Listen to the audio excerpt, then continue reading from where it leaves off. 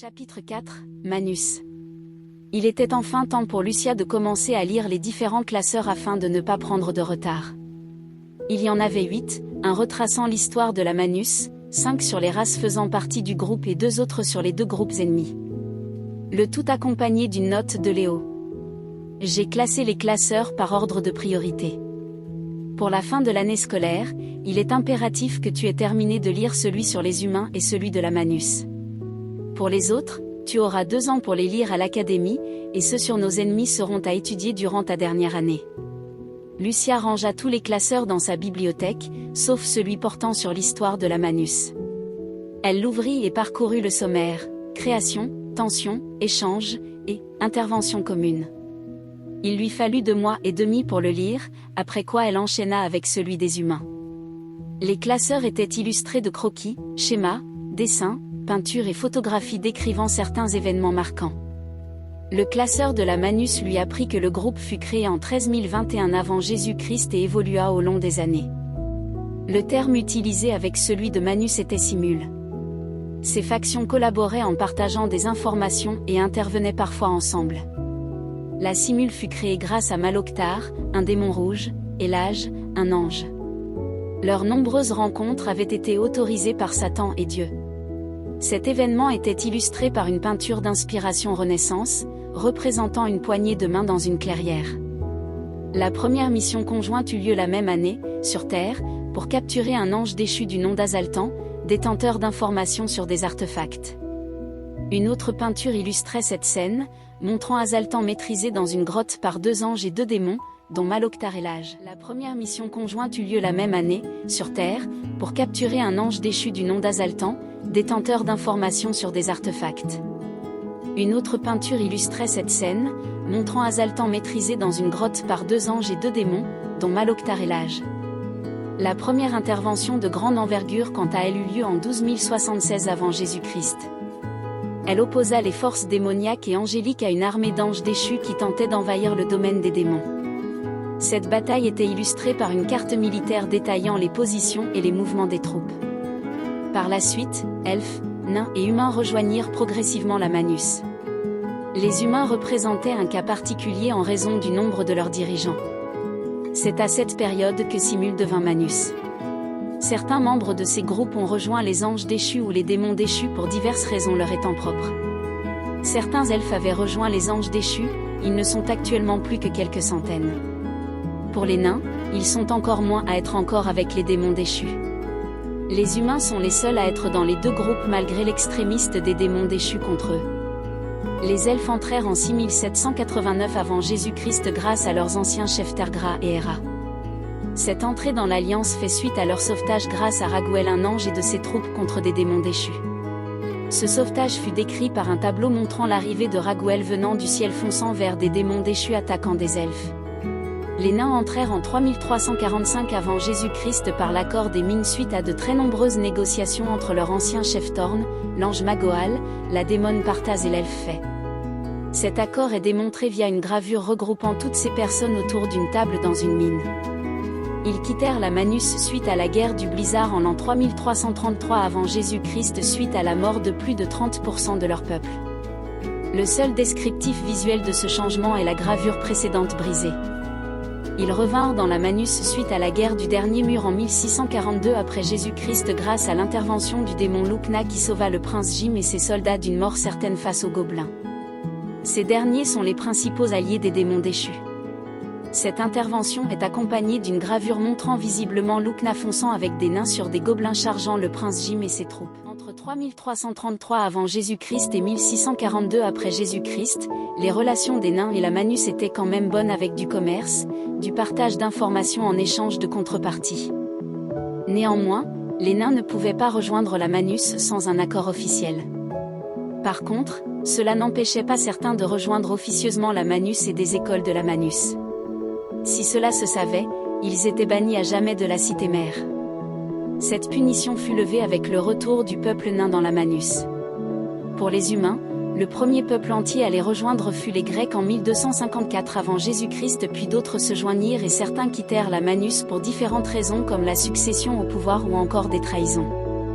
L'ensemble des pays de l'Organisation des Nations Unies font partie de la Manus ainsi que certains groupes d'humains.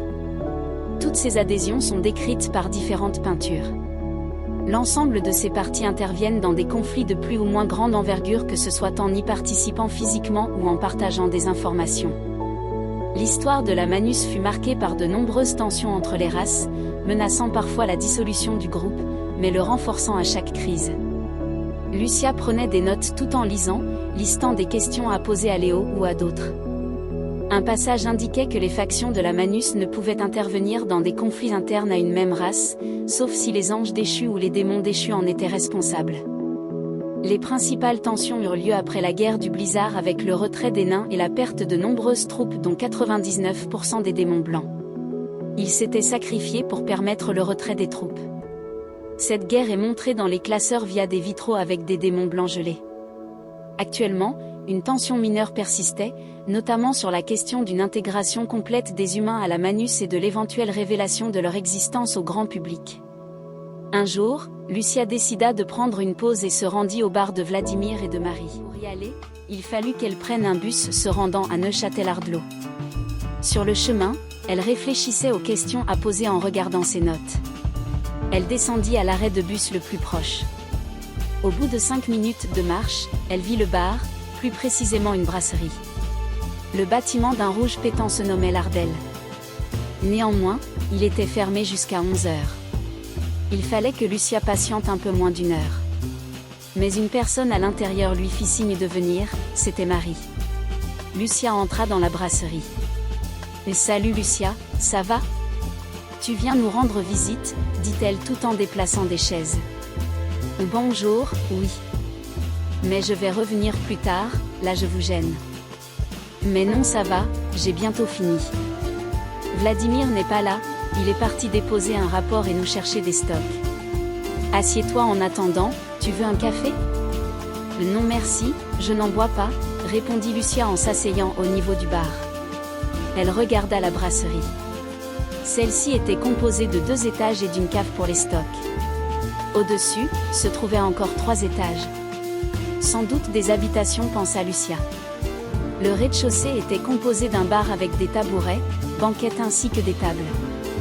La cuisine, quant à elle, se situait juste derrière le bar, des toilettes étaient aussi présentes au rez-de-chaussée. L'étage comportait des chaises avec des tables, une partie avec un billard accompagné d'un baby-foot dans la même salle et des toilettes. Lucia remarqua que les autres employés présents étaient tous d'origine différente. Marie alla la voir 5 minutes plus tard. « C'est bon, j'ai fini.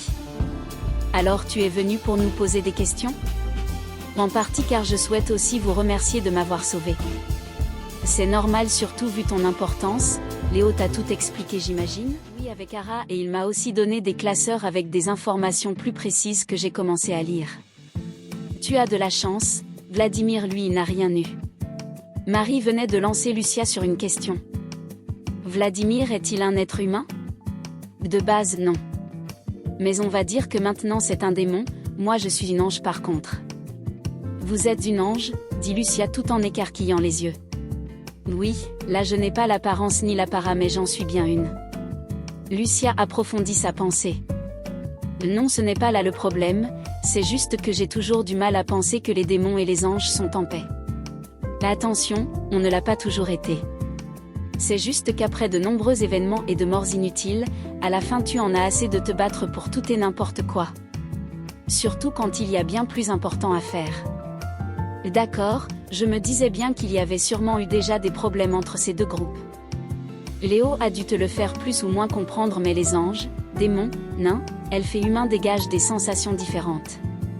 Pour les anges, c'est l'apaisement, idem pour les anges déchus, ce qui peut porter à confusion. Les démons et démons déchus ont la puissance, les nains l'accomplissement, les elfes le repos et les humains la joie. Pour toi, on ressentira aussi de la joie sans particularité, ce qui est un avantage. Pourtant, je ne ressens rien pour certaines personnes. Comme pour vous. Alors, tu ne crois pas ressentir quelque chose pour les humains étant donné que tu es habitué, mais tu pourras faire la distinction dans un groupe d'individus si une personne est humaine ou non en te concentrant. Pour moi, c'est normal car on peut accentuer ou réduire cette sensation. Actuellement, Je suis calme et reposée donc pour ressentir quelque chose, il faudrait limite que tu sois à 1 centimètre de moi. Pour tous ces sentiments, ils s'accentuent automatiquement lors d'un combat. Marie relança Lucia. Alors dis-moi tout, tu veux savoir quoi de plus? Pour Vladimir, il est comme Ara? Oui, il est comme elle. Il s'est lui aussi transformé par Dracula 9 après avoir été mortellement blessé lors de la Seconde Guerre mondiale. Désolé, je me suis empressée de poser plein de questions, mais quels sont vos noms de famille? Léo ne te l'a même pas dit? Quel ingrat! Notre nom de famille actuel est Duise. Chez les anges, nous n'avons pas de nom de famille, pour Vladimir le sien est à l'origine Novose. Vous savez qui est vraiment Léo? Marie prit un temps avant de répondre. Question très difficile. C'est un démon. Il est parmi les plus puissants, en même temps, on n'allait pas mettre une personne faible pour te protéger. Au niveau de sa vie personnelle, Vladimir et moi on ne connaît même pas son nom démoniaque pour des soucis de sécurité apparemment. Au vu des diverses conversations qu'on a eues et des détails qu'il a donnés sur certains éléments historiques, il a clairement plus de 500 ans. Ce qui n'est pas non plus élevé pour un démon ou un ange, mais pour les autres groupes de la Manus c'est soit très élevé ou normal. Je ne sais pas non plus de quel groupe de démons il est issu, ni sa famille ou de son clan. Je sais juste qu'il a un frère. Après, c'est un cas particulier pour la Manus, je le surveille pour les anges et Vladimir le surveille pour les démons. C'est pour dire qu'il est un peu à part même pour les démons. Lucia écouta attentivement Marie qui continua. Bon, je sais que ce n'est pas grand-chose et que c'est assez évasif. C'est tout ce que je sais d'important sur Léo. Aussi, Vladimir est né le 23 septembre 1919 après J.C. et moi je suis apparu il y a 400 ans. C'est donc pour ça que Léo vous a donc dit au parc que vous verrez quand vous aurez plus de 400 ans. Je vous remercie, c'est déjà beaucoup d'informations. Je vous ai demandé ça car si je dois rester souvent avec Léo autant que j'ai un maximum d'informations. Durant leur conversation, les employés s'affairaient à l'ouverture du bar tout en saluant Lucia. C'est normal. En plus tu as raison de te renseigner, ça facilite la coopération et tu en apprends plus sur notre monde, ce qui compense ton retard à cause de Léo. Comment ça? Léo ne t'a aussi rien dit à ce sujet? En même temps, j'imagine qu'il ne veut peut-être pas te mettre mal à l'aise à ce sujet. Normalement, au vu de ta position, tu aurais dû intégrer une école de magie pour enfants dès qu'on a détecté ton potentiel et ta véritable nature. Léo a préféré te laisser avoir une vie normale pendant un moment. Pour ça, il a dû pas mal négocier. Ce qui est officiel c'est, plus elle comprendra son monde plus elle voudra le protéger, dit Marie en essayant d'imiter Léo, ce qui fit sourire Lucia, mais officieusement pour Léo, c'est juste que tu as le droit à une vie normale. C'est pour ça que tes parents apprécient Léo, car il a pu vous laisser vivre ensemble un certain temps dans l'insouciance. Je ne savais pas, je ne le pensais pas comme ça. Depuis le combat, je le voyais plus comme un guerrier sans réelle morale cachant son vrai visage. Tu n'as pas spécialement tort, c'est juste que d'après ce que j'ai compris sur lui, il ne laissera rien entraver sa mission, éliminer les ennemis de la Manus. En particulier un dénommé Macna qui est l'un des principaux membres des démons déchus. Léo a une certaine rancune envers lui, ils ont déjà dû se rencontrer et ça a mal tourné. Si tu veux des informations, lis le classeur sur les démons déchus. Il sera plus précis que moi car je risque d'oublier certaines choses sur Macna qui est une des personnalités les plus importantes. D'ailleurs, quand vous m'avez ramené, vous avez dit « dans mes souvenirs » pour l'adresse de mes parents. Oui, je connais tes parents. Je les ai rencontrés avec Vladimir et Léo il y a plusieurs années. Ceci explique donc cela. Pour vos employés, ils sont au courant? Oui, ils font partie de la Manus. Il y en a qui sont des démons, des humains et des anges. Tu peux leur faire pleinement confiance. Une question vint soudainement à Lucia. En lisant et en ayant écouté Léo, j'ai compris qu'il existe 3 mondes, celui de la terre pour les humains, les elfes et les nains, celui du domaine pour les démons et celui du paradis pour les anges. Comment fait-on pour passer d'un monde à l'autre? Désolé mais pour l'instant nous n'avons pas le droit de t'en parler pour des soucis d'accréditation. Je préfère ne pas prendre de risques, désolé. Lucia fut surprise mais accepta ce refus. Excusez-moi de vous poser autant de questions mais j'en ai une dernière, dit-elle en hésitant un peu. Ne t'inquiète pas, Je suis aussi là pour ça, si je peux bien évidemment y répondre, répondit Marie en souriant. J'ai remarqué que le deuxième étage fait partie de votre brasserie mais il y en a encore 3 au-dessus. Marie acquiesça de la tête et répondit. Les 2 premiers sont pour notre appartement à Vladimir et moi. Le dernier étage est la résidence de Léo, il t'invitera sûrement un jour à voir son chien Néron. Bon, j'ai eu des réponses à tout ce que je voulais, dit Lucia en descendant du tabouret. Pas de souci, ça m'a fait plaisir de te parler, dit Marie en descendant aussi du sien. Je vais vous laisser car j'ai encore pas mal de choses à faire. Je vous remercie du temps accordé. Tu es la bienvenue et tu peux même nous appeler ou nous envoyer un message s'il le faut. On est là pour ça. Je vais te faire visiter notre établissement si tu as le temps. Oui, j'ai le temps. Marie fit donc visiter la brasserie à Lucia en la présentant aux employés. Je vous remercie pour avoir répondu à mes questions et de m'avoir fait visiter. J'aime beaucoup le style, vous passerez le bonjour à Vladimir. Ça sera fait. Tu peux nous tutoyer, tu sais? Je vais tous les 2 vous tutoyer alors, dit Lucia en faisant un sourire à Marie. Elles se firent la bise et Lucia alla vers la sortie. Elle dit au revoir à tous les employés qu'elle croisait. Ils parlaient tous français mais avec des accents étrangers. En rentrant chez elle, Lucia alla directement dans sa chambre. Au lieu de poursuivre sa lecture sur le classeur de la Manus comme demandé par Léo, elle prit directement le massif classeur sur les démons déchus. Elle chercha dans le sommaire et vit Macna qui se trouvait dans la catégorie des principaux membres. Elle alla à cette page et lut tout sur Macna. Lucia retint qu'au départ c'était un démon blanc faisant partie de la Manus. Il a été élevé par un humain du nom de Garth. Garth fut le dernier maître de l'académie de combat ayant pour nom Wof. Celle-ci ne fut détruite suite à l'événement, sac de la trahison. Macna avait changé de camp à ce moment pour des raisons inconnues. Il est un des derniers représentants des démons blancs, il est même leur digne chef en étant le Léviathan même si aucun des survivants ne le reconnaît comme tel. Il est les humains. Mais fait assez rare pour un démon déchu, il n'a pas de réelle haine vis-à-vis des anges et des anges déchus. Macna n'a pas subi le rite de déchéance à l'inverse des premiers démons déchus. Il a participé en très grande partie à des guérillas et également à certaines batailles. Il est aussi noté qu'il n'a jamais perdu de combat au sein des démons déchus. Son rang en leur sein est celui du commandant des forces armées au vu de son efficacité et de ses bonnes stratégies. Ce poste lui était tout trouvé. Une des particularités et des forces de Macna est de très bien connaître les humains. Il peut ainsi facilement les manipuler pour en faire des alliés ou les amener à des conflits sanguinaires nuisant à la Manus qui ne peut intervenir qu'en cas de preuve. Au niveau du clan de Macna, ce dernier est le clan Kna. Il reste 2 individus dans ce clan légendaire, lui et un dénommé Lukna, un démon faisant partie de la Manus. Lucia regarda dans le classeur portant sur les démons mais elle ne vit rien sur Lukna à part son nom apparaître dans la description du clan Kna et que ce dernier était comme Léo un combattant magicien. Macna était comme Lucia, un magicien combattant. Lucia regarda dans les différents classeurs et elle trouva la définition de ces 2 termes. Un combattant magicien est une personne portant son combat sur Corax en grave corps en utilisant la magie alors qu'un magicien combattant est une personne utilisant la magie à distance. Puis elle retourna à la partie sur Macna.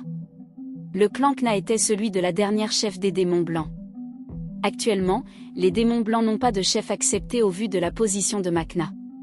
Ces derniers participent malgré tout à l'effort de guerre de la Manus malgré leur groupe réduit de 1573 démons blancs recensés. Ils sont éparpillés sur la Terre au niveau de l'Antarctique et dans le domaine des autres démons. Leur ancien domaine avait été entièrement détruit suite à une guerre éclair contre les anges déchus. Avant la guerre du blizzard, ils étaient plus de 10 millions puis ils sont passés à seulement 188 survivants. À savoir que les anciens conflits contre les anges, les démons déchus et les anges déchus avaient fait passer à leur apogée leur nombre de plus de 30 millions à 10 millions de démons blancs avant le blizzard. La dernière chef du clan Kna et des démons blancs était une femme du nom de Pokna. C'est elle qui prit la lourde décision de sacrifier la quasi-totalité de son peuple pour arrêter la 3e grande guerre qui est le blizzard.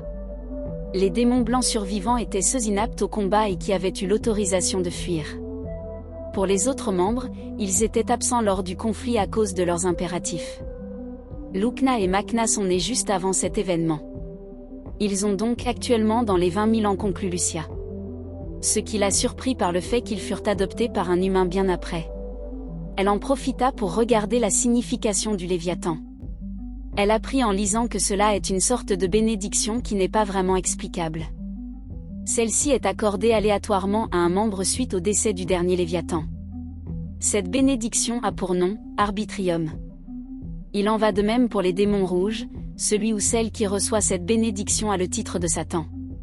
Pour les elfes, les nains et les humains il en va de même. Lucia avait donc reçu l'Arbitrium des humains. Il n'y avait pas plus d'informations. De plus, la seule explication visuelle sur Macna était visiblement l'Académie Wof en flammes avec des bâtiments détruits. Pour Lukna, il n'y avait rien et pour la guerre Blizzard, il y avait les mêmes vitraux que précédemment. Mais pour le Léviathan, il y avait un croquis montrant un orbe avec des flocons à l'intérieur. Lucia resta frustrée de ne pas en savoir plus sur le dénommé Lukna. Elle prit alors la décision de poser plus tard des questions sur ces deux individus et de potentiellement rencontrer Lukna. Par contre pour Macna, elle avait une certaine appréhension du fait de la part d'ombre de ce dernier et de ses choix. Elle se demanda si elle allait devoir le combattre ou non. À ce moment, sa main droite se mit à trembler et elle commença à suer. Elle comprit qu'elle était en train de stresser à cette idée. Lucia décida donc de tout ranger calmement, puis de faire les exercices de respiration de Léo pour passer à autre chose.